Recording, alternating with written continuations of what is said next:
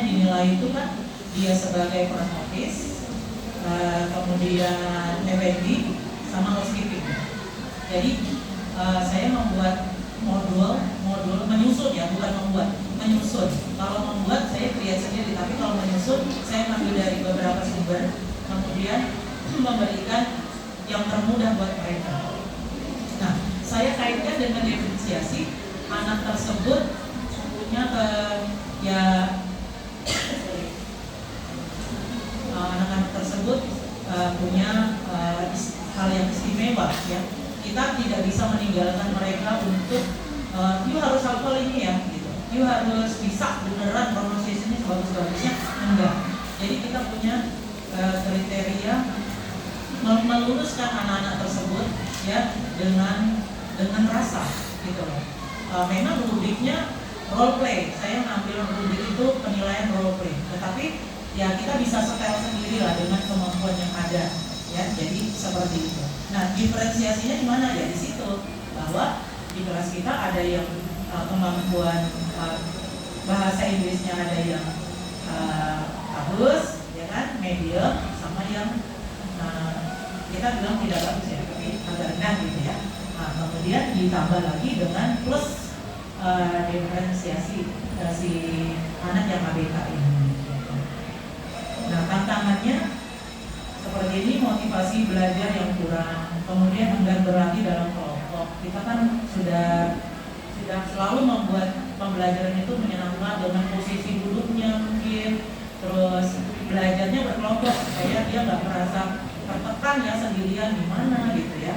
Kemudian yang saya amati adalah kurangnya rasa empati pada siswa berkebutuhan khusus. Ya ada yang cuek-cuek gitu, biarin aja, lu nggak bisa ya udah gitu, lu nggak bisa ya udah kamu hati sendiri gitu, pokoknya nggak ada yang nyuruh gitu. Nah saya ya mungkin teman-teman SMK 4 tahu ya, karena saya bimbing di English Club, jadi ada standar khusus harus bisa jadi juara. Tapi kalau itu kita nggak bisa menerapkan hal tersebut. Gitu. Jadi bagaimana kita mencetak mental juara beda dengan kita mengajar di kelas yang tidak semuanya anak-anak itu suka berkompetisi. Nah, jadi kita harus sebagai guru harus bisa memisahkan kita sebagai teacher, educator, sama mentor, ya, sama yaitu kalau pembimbing lomba itu beda gitu ya. Nah, kemudian saya akhirnya mencari metode yang tepat karena ikut dalam workshop British Council secara daring selama kurang lebih 6 bulan ya. 9 bulan. 3 bulan dapat sertifikat. Saya tidak ngejar sertifikat, saya bilang gitu. Tapi karena Pak Gunawan Jati itu dosen ITB yang ditunjuk sebagai presiden dari ITEL tersebut. Nah, saya banyak belajar dari beliau, tapi banyak prakteknya memang gitu ya, nggak munafik lah ya, bahwa ternyata anak-anak itu juga main gamesnya kuat, literasi, teknologinya juga oke gitu. Jadi kita tinggal menyesuaikan saja gitu. Yang mana sih yang bisa kita pelajari untuk pembelajaran bahasa. Nah, ternyata dari tantangan tersebut saya beraksi. Aksinya apa? Melakukan pemetaan gitu dengan bantuan siapa? Ya guru BK. Ya, karena kalau guru BK itu gaya belajarnya dia anak itu ada 3 kan ya. Bisa 4 sih. Pertama audio kan. Ya anak yang lebih suka dengarkan musik kalau belajar gitu ya, dan dia tidak suka ikut gitu. Terus ada yang visual suka lihat video ya, apa yang dilihat gambar. Terus yang ketiga kinestetik ya, saya ngecek aja gitu kan. Nah, ternyata teman-teman tuh paham gitu kan. Nah, tinggal kita ini ada yang kita mengamati secara telanjang aja gitu. Nah ini kok berat nih, wakilnya saya ini gitu kan. Wah ini nggak mau, dia nurut, kita ngomong apa dia dengar gitu kan, audio. Dia akan tekun anaknya, ya kan. Nah kemudian kita kesiapan belajar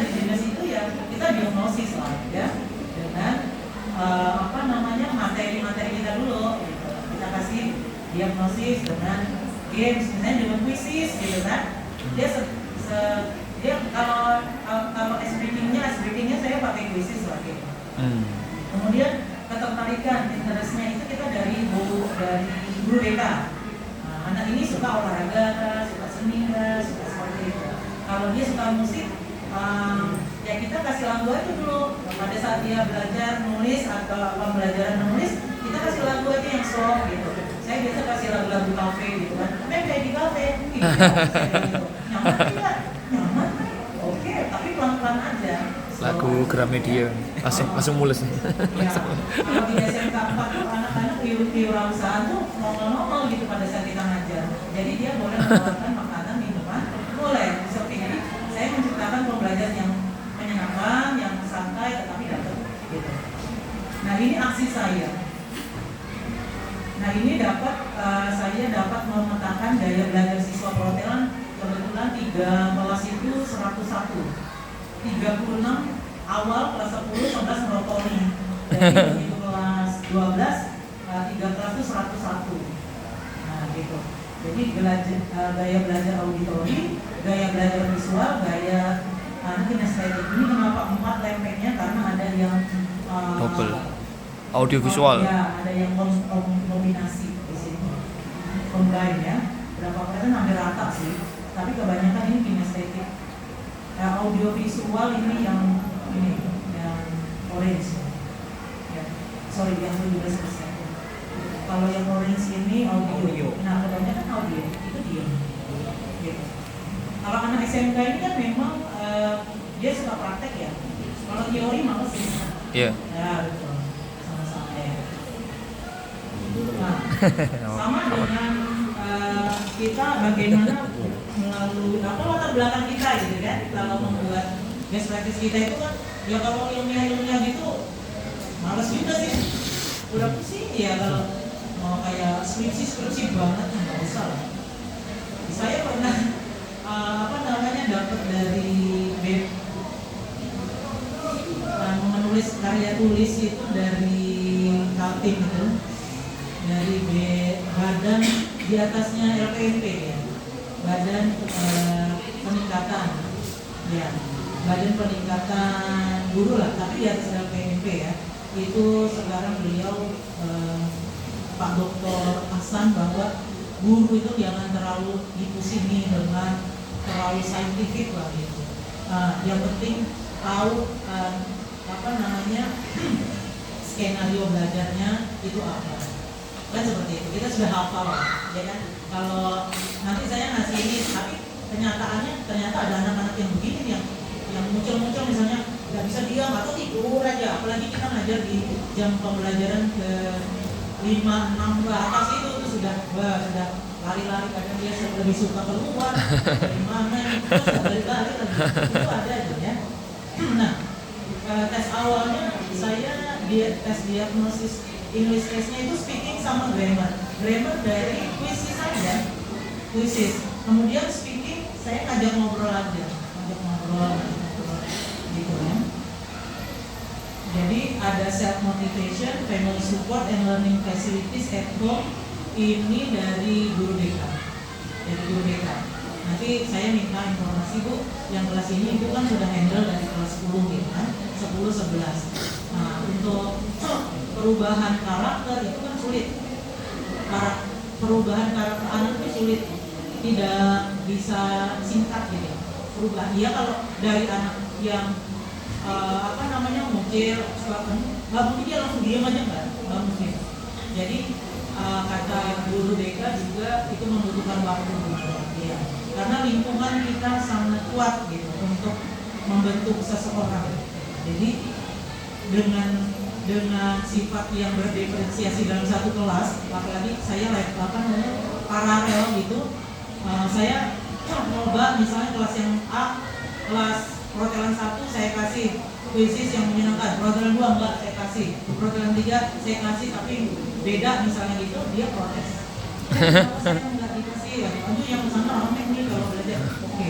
Nah akhirnya itu ya. Itu yang kita ada masalah di sini, ya kita sendiri yang bisa mengerti. Nah ternyata memang speaking itu rendah banget ya. Pada saat sebelum saya menerapkan dengan bantuan teknologi sedikit dengan spell and pronunciation itu ada perubahan lah ya setelah, walaupun tipis aja, tapi kalau dalam berkompetisi itu ternyata memang ini dibutuhkan. Ada nggak dampaknya gitu? Ya, kita nggak bisa ngarang-ngarang juga gitu kan? Kita nggak bisa ngarang-ngarang juga. Kalau kita mau jujur ya memang ada, tapi nggak signifikan banget, nggak signifikan. Bahkan tesis saya pernah itu saya meneliti berhubungan dengan ketahanan di interview gitu. Misalnya adversity quotient itu kayak grip gitu loh. Dia ulet nggak pada saat di interview, dia konsisten nggak dengan berbahasa Inggris, bla bla bla, tekanan macam-macam. Itu perubahannya tidak signifikan, tapi dihargai juga sama profesor gitu. Jadi kita meneliti itu kan ya bisa berhasil, bisa enggak gitu. Nah kalau ini kita harus yakin juga bahwa itu berdampak. Betul yang dikatakan Bu Eka tadi, bahwa best practice itu harus ada aksi sama dampak, walaupun kecil nggak apa-apa ya. Nah itu, ini adalah bukti foto-foto yang implementing differentiated learning. Jadi ada anak berkebutuhan khusus gitu, saya ditambah kan berdiferensiasi itu ada yang namanya konten gitu kan. Kalau BK tadi produknya gitu.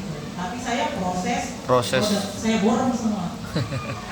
Ternyata memang yang diutamakan memang itu, karena bagaimana kita sudah melihat anak-anak itu berbeda, kita ngasih kontennya harus beda, jangan sama, dialog tak boleh sama. Dialognya silakan mereka pilih sendiri, mau yang pendek, mau yang panjang. Yang penting ada, misalnya reservasi itu yang penting ada hal-hal yang memang penting ditanyakan kepada tamu, ya kan? Namanya, alamat emailnya, terus jenis kamar, ya kan? Harga jenis kamar yang dia mau, berapa lama, seperti itu. Nah, itu saya berikan kesempatan mereka untuk mencari sumber sendiri gitu. Nah, akhirnya itu yang namanya berdiferensiasi secara konten. Nah, prosesnya bagaimana? Nah, ada yang mau seperti ini, interview, kemudian malah dia menggambar untuk presentasi, dia mempresentasikan, tapi materinya sih berbeda ya. Jadi terserah mereka, kita memberikan kebebasan. Makanya kalau saya ditanya, Dewan Juri di mana yang berbedanya? Saya bilang semua saya berbeda. Ini kan merdeka dia untuk memilih. Kita kasih learning autonomy gitu. Learning autonomy artinya mereka punya kesempatan untuk memilih. Nah, tetap kita yang mengarahkan. Terus anak yang agak sulit, yang kesiapan belajarnya itu bahasa Inggrisnya kurang bagus, itu dia nggak berani ngambil yang front office, dia ngambil housekeeping yang nggak terlalu banyak ngomong. Gitu. Kalau FMB masih ini kan, masih ada interview, ada interaksi gitu ya dengan tamu. Tapi kalau housekeeping dia banyak kerja, dia paling ngejelasin kamar. Nah, kebetulan ini sentuhan. Jadi kalau mau agak sedikit ilmiahnya itu kita boleh ngambil dari ahli gitu ya. Ini kan semua dari Amerika, produk Amerika. Ya, walaupun ada sebagian yang anti Amerika. Tapi pendidikan diferensiasi ini diluncurkan oleh Anna Tomlinson tahun 2000. Kemudian 10 tahun kemudian dikembangkan lagi sama suku Mas ya. Ada di teks saya itu Pak Thomas kan siapa gitu. Nah dia ternyata menambah dengan teknologi. dengan teknologi terbantukan dengan pembelajaran yang menyenangkan dan memudahkan untuk pembelajar bahasa gitu ya. Nah, ternyata spell and pronunciation ini lebih dari kamus. Ya, kalau kamus yang kita itu kan biasanya ya dictionary yang umum gitu ya. Kalau ini kan ada how to spell-nya ada, terus pronunciation-nya juga ada. Jadi kalau mereka ingin tahu how to pronounce-nya, nggak usah nanya saya lah, kita loh, lidahnya juga lidah Jawa, lidah native anak juga, gitu ya. Nah, jadi silakan ya kalian download aplikasi ini di Play Store, gitu. Dan rata-rata memang anak-anak sudah punya HP Android, karena kita di perkotaan. Mungkin kalau di pedalaman ya nggak bisa, gitu. Nah, ini jadi pesan-pesan sponsor dari British Council yang menambahkan juga bahwa teknologi itu ya kita yang mulai gitu, bukan kita harus membagi buta memakainya untuk hal-hal yang buruk ya. Nah, TikTokan lah itu ya kan, jangan terlalu mudarat lah gitu ya. Kita ambil kelebihannya gitu. Nah, jadi bagaimana dengan anak yang tadi saya bilang berkebutuhan khusus ini? Memang saya tidak motretnya tidak sewajarnya dari cara dia mendownload aplikasi itu, spell and pronunciation itu. Kemudian saya pasangkan di kelompok itu teman dekatnya. Nah, karena kalau nggak ada teman dekatnya, dia juga malu bertanya. Dia nggak mau kan kelemahannya itu diketahui teman-teman yang lain yang dia tidak comfort gitu. Nah, seperti itu. Nah, ditambah lagi pembelajaran berdiferensiasi itu bukan hanya konten, proses sama produknya yang berbeda, tetapi dari kita menambah dengan lingkungan belajarnya bagaimana yang sesuai. Kebetulan di SMK 4 kan punya Edotel, kan? Jadi yang front office silakan berlatih di lobby gitu ya. Nanti yang housekeeping dia ke kamar, ini di kamar. Nah ini saya tuh pada saat itu saya mengajar itu asal-asal mendokumentasikan. Saya nggak tahu kalau ini bakal saya presentasikan di seminar internasional itu, kemudian dilombakan gitu ya. Syukur-syukur dapat juara itu sudah syukur lah gitu kan. Jadi saya bilang saya memang suka belajar videoing gitu kan, belajar. Jadi saya potretin mereka karena ini di salah satu grup ini ada anak ABK dan yang temannya lain sangat membantu ya. Dia tidak terlalu dibebani dengan kalimat yang panjang-panjang. Ternyata ada anak ABK di sini. Ini sekarang sudah lulus ya, tahun 2024 kemarin ya, bulan Mei. Dan ternyata saya refleksinya adalah mereka senang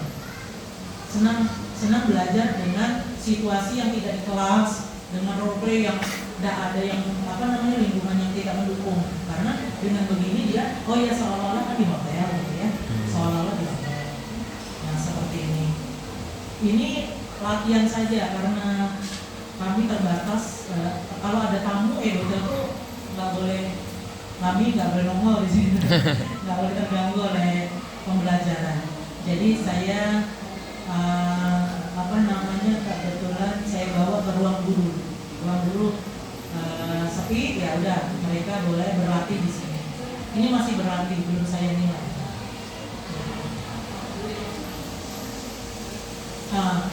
Saya ngambil asesmennya itu pada saat formatifnya, pada saat proses. Kalau asesmen sumatifnya selesai satu pembahasan, misalnya English for housekeeping, English for front office, seperti itu.